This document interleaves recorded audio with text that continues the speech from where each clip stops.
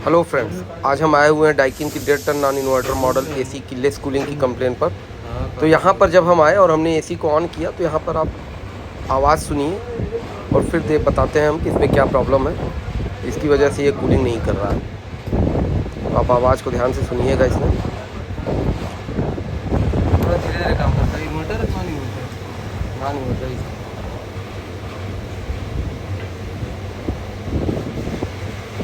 तो इस एसी में दिक्कत क्या है कि इन्होंने सर्विस तो करवाई हुई थी, लेकिन इसकी सर्विस होने के बाद भी इसकी कूलिंग नहीं आ रही है। तो अब हम क्या करेंगे, सबसे पहले हम एसी को पूरा उतारेंगे, इंडोर यूनिट हम उतारेंगे। तो इंडोर यूनिट उतारने के लिए हमें पहले गैस रीस्टोर करनी होती है।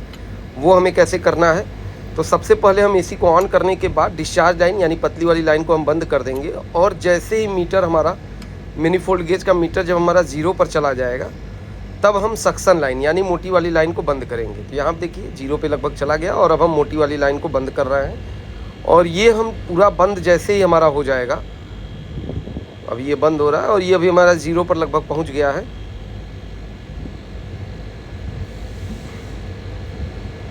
ये भी ये देखिए अभी 0 पर ये आ गया। और 0 पर आने के बाद इसको हम पूरा बंद कर देंगे एलेंकी के माध्यम से, और उसके बाद हम मेन स्विच से एसी को बंद कर देंगे।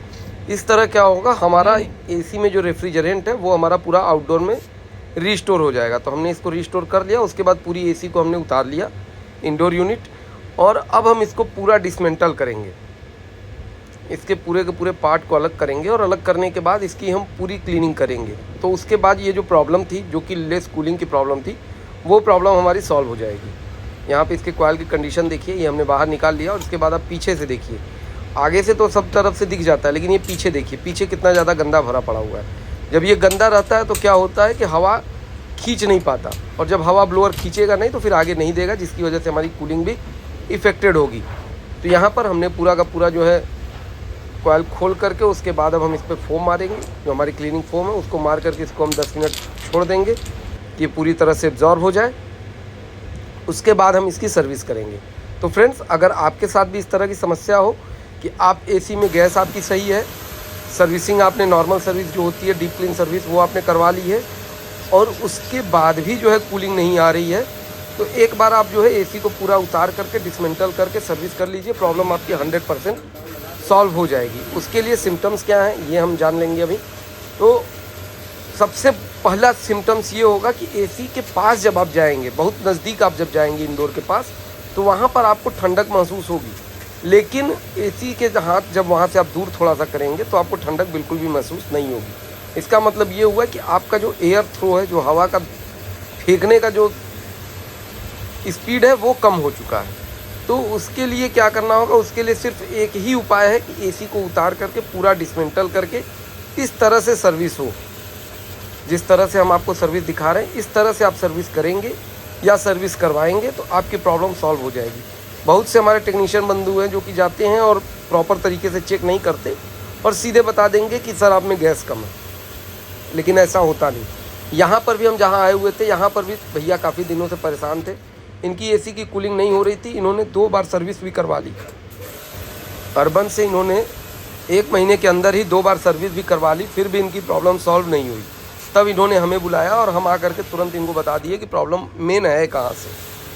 तो इस बात का ध्यान दीजिएगा कि जब भी जो है अगर इस तरह की समस्या आए कि आपका एयर थ्रो कम हो जाए, अगर हल्का फुल्का कम है तब तो नॉर्मल सर्विस से काम चल जाएगा, लेकिन अगर आपका एयर थ्रो काफ़ी कम है तो वो नॉर्मल सर्विस से काम नहीं चलेगा। उसके लिए आपको पूरा उतार करके कॉइल की 360 सर्विस करनी होगी, यानी आगे से पीछे से ऊपर से नीचे से हर तरफ से कॉइल की सर्विस। और ब्लोअर, जो हमारा ब्लोअर लगा होता है वो भी हमारा काफ़ी गंदा हो जाता है, उसको भी हमें उस तरह से अच्छे से सर्विस करना होगा। तो फ्रेंड्स, आज हम यही कर रहे हैं और इसको करने के बाद ये देखिए हमारा कंप्लीट हो गया।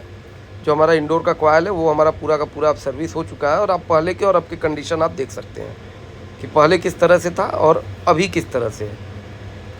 तो फ्रेंड्स, मैं आप लोगों के लिए वीडियो बनाता हूं और कोशिश करता हूं कि वीडियो में जो सारी बातें हों वो विस्तार से बताई जाए। फिर भी बहुत सी बातें होती हैं जो कि छूट जाती हैं, वो हम नहीं बता पाते। तो आप कमेंट बॉक्स में हमसे पूछिए, और अगर कोई सुझाव हो तो आपका बहुमूल्य सुझाव हमें ज़रूर दीजिए कि हम अपनी वीडियोज़ में और क्या बेहतर कर सकते हैं। यहाँ पे देखिए हमारा ब्लोअर भी क्लीन हो गया, और जो हमारा चेचिस है वो भी हमने क्लीन कर दिया है। तो आप हमें बताइए कि हम अपनी वीडियोस में और क्या बेहतर कर सकते हैं, और कुछ सुझाव हो वो भी आप हमें ज़रूर दीजिए। तो यहाँ पर हमारा इंडोर जो है हमने टांग लिया, और टांगने के बाद एक बात का ध्यान दीजिएगा, बहुत से हमारे टेक्नीशियन बंधु होते हैं जो कि टेफ्लॉन नहीं लगाते हैं। जब यूनियन कसते हैं तो वहाँ पे टेफ्लॉन नहीं लगाते, तो वहाँ पे टेफ्लॉन लगा देने से क्या होता है कि वो जंग नहीं पकड़ता, और फ्यूचर में जब अगर कभी हमें खोलना होगा तो वो आसानी से खुल जाता है, और लीकेज के भी चांसेस काफ़ी कम होते हैं। और दूसरा कि कुछ हैं जो कि सिर्फ एक ही एडजस्टेबल रिंच से खोलते या कसते हैं, तो वो भी गलत है, उससे पाइप पिंच होने के चांसेस होते हैं। तो कम से कम 2 एडजस्टेबल रिंच रखिए, एक बड़ा और एक छोटा, जिससे आप उसे अच्छी तरह से टाइट कर लीजिए। यहाँ पर हमने जो है देखिए, ये हमने अभी सक्शन लाइन को टाइट किया, अब ये हमारी डिस्चार्ज लाइन है यानी पतली वाली लाइन, उसको भी हम अच्छे से टाइट करेंगे, और टाइट करने के बाद इसे अभी हम छोड़ देंगे, क्योंकि हमें अभी इसमें लीकेज भी टेस्ट करना है। यहाँ पे हमारा इंडोर अभी हमने पीसीबी नहीं लगाई है, पीसीबी हम लास्ट में लगाएंगे, जब हमारा ये लीकेज विकेज सारी कंप्लीट हो जाएगी उसके बाद हम लास्ट में पीसीबी लगाएंगे, क्योंकि पीसीबी में पानी जाने का खतरा रहता है। तो इस बात का भी ध्यान दीजिएगा कि जब भी आप सर्विस करें तो पीसीबी निकाल दें। आप देखिए पीसीबी हमारी बाहर निकली हुई है, वो नहीं लगी है, वो तभी लगेगी जब हम इसकी गैस चालू कर लेंगे, सारी चीज़ें कर लेंगे तब। तो यहाँ पर अभी हम वैक्यूम लगा दिए। एक बात और, हमारे बहुत से बंधु हैं जो कि वैक्यूम नहीं करते हैं, सेल्फ वैक्यूम करते हैं, यानी केवल डिस्चार्ज से हल्की सी गैस खोलेंगे और सक्शन से गैस निकाल देंगे, तो उनको ये हो गया कि ये सेल्फ वैक्यूम हो गया। लेकिन सेल्फ वैक्यूम 32 नंबर और 410 नंबर में नहीं करना चाहिए। यहाँ पर हम वैक्यूम कर रहे हैं, वैक्यूम लगभग हम 15 मिनट करेंगे, और 15 मिनट करने के बाद वैक्यूम हमारा कंप्लीट हुआ कि नहीं हुआ, इसके 2 तरीके हैं। एक तो आपका मीटर लगभग -30 के आसपास चला जाएगा, और दूसरा ये तरीका है कि जब आप मैनिफोल्ड गेज बंद करेंगे तो वैक्यूम मशीन की आवाज़ नहीं बदलनी चाहिए।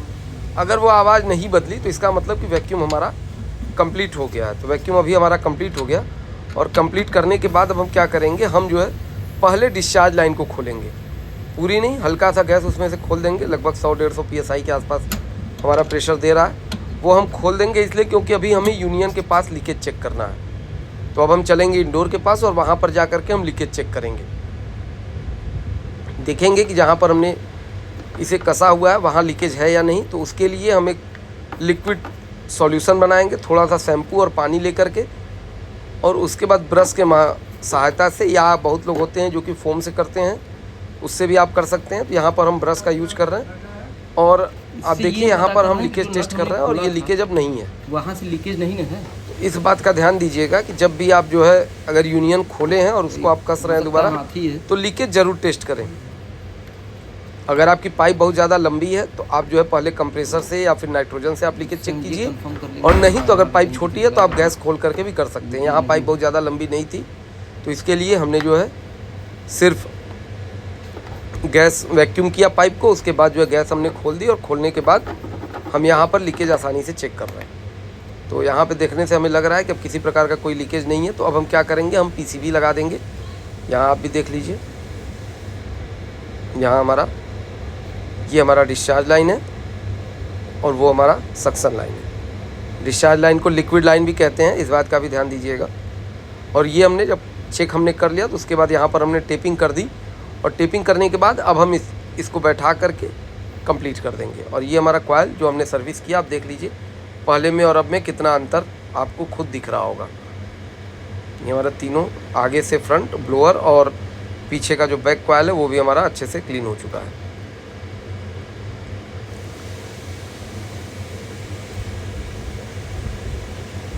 ये हो चुका कंप्लीट। तो फ्रेंड्स, अगर आपको हमारी वीडियो अच्छी लगी हो, आप हमारी वीडियो से कुछ नया सीखते हो, लॉन्ग वीडियो, तो प्लीज़ वीडियो को लाइक कीजिए, शेयर कीजिए, और अगर आप फेसबुक पर देख रहे हैं तो हमारे पेज को फॉलो कीजिए, और अगर आप यूट्यूब पर देख रहे हैं तो बनारसी गुरु मनीष चैनल को सब्सक्राइब कीजिए।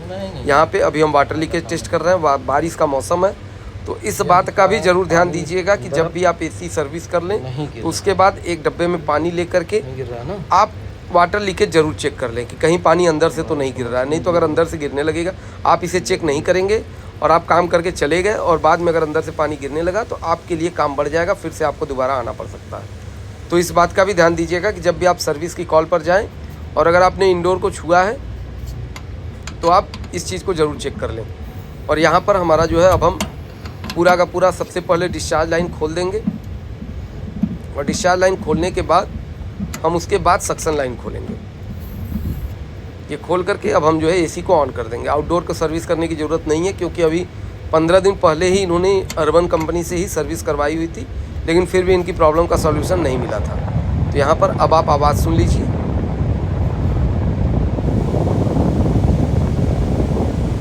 पहले में और अब की आवाज़ में आपको डिफरेंस समझ में आ रहा होगा। तो फ्रेंड्स, प्लीज़ हमारी वीडियो को ज़्यादा से ज़्यादा शेयर कीजिए। मिलते हैं इसी तरह किसी और नई वीडियो में। तब तक के लिए हर हर महादेव।